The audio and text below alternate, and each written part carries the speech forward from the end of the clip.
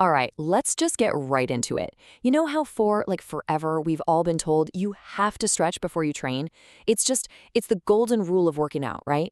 Well, what if I told you that this one thing we all do, this one habit, is the very thing that's actually holding you back from your real power? I'm serious. Just think about that for a second. Could the very first thing you do when you walk into the gym be setting you up for failure? We're about to unpack how that long, what you think is a relaxing stretch, might just be the biggest saboteur in your whole routine. So let's get to the heart of it. We're talking about the fundamental pre-workout mistake that, honestly, almost everyone makes. And there is, plain and simple.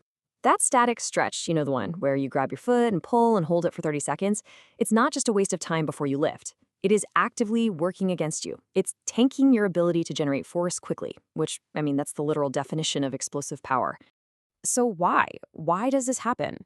Look, this isn't just some opinion or a new fad. This is physiology. Let's dig into the science of what those static holds are really doing to your muscles. And trust me, it's pretty fascinating stuff. The best way to think about it is like this. Picture a brand new tight rubber band. It snaps with a ton of force, right? But what happens if you stretch it out and just hold it there for a minute? It gets kind of loose, a little floppy. It loses its snap. That is exactly what a static stretch does to your muscle fibers right before you need them to fire on all cylinders.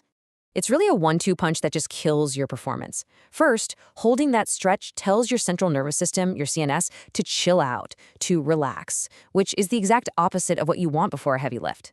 And second, it creates this temporary looseness or laxity in the muscle itself. You put those two things together and you've just absolutely destroyed your ability to produce force. Okay, let's dig just a little bit deeper on that second point, the whole muscle looseness thing. It actually has a scientific name, and once you get this, the whole concept just clicks into place.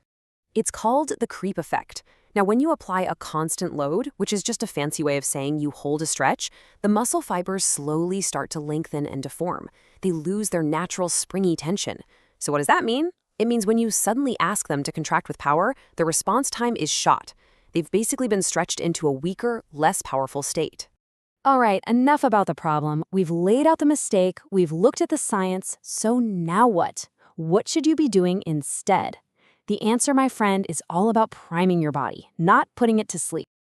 Just look at this side by side. It could not be any clearer. On one side, you've got static stretching, numbing your nerves, creating lazy muscles, and killing your power. On the other, you've got dynamic priming. We're talking leg swings, body weight squats, maybe some explosive jumps. This stuff restores your neural drive. It preps your muscles for the work ahead, and it maximizes your force. It's a complete 180. So what's your new game plan look like? It's this simple. 3 steps. Step 1, just abandon the pre-workout static holds. Ditch them. You can do them after your workout if you really want to. Step 2, replace them with dynamic movements that actually look like what you're about to do in your workout. And step 3, just sit back and watch yourself hit every single rep with max intensity. And at the end of the day, that's the goal, isn't it? This isn't just about changing your warm-up for no reason. It's about the real, tangible results you are going to see and feel in your performance. This quote right here, it just says it all. The whole point of a warm-up should be to wake up your nervous system, to get your brain and muscles firing signals back and forth as fast as possible. When you do that, every single rep, from your first to your very last, can be done at your absolute best. So, the next time you walk into the gym, what's it going to be?